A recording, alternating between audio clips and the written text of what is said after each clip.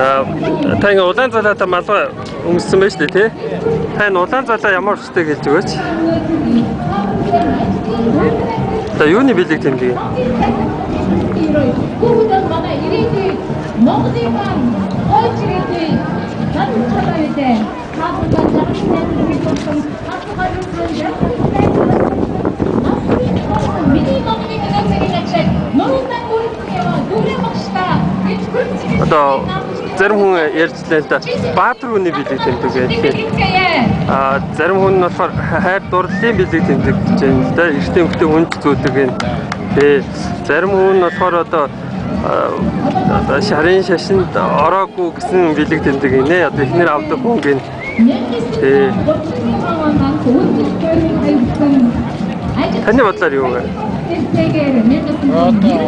Өөдөө дэше өнгөлөг гэсэн санаа гэж би ойлгодог шүү дээ. Бэлэгдлийн дутагтай бэлэгдлийн хувьд. За баярлалаа.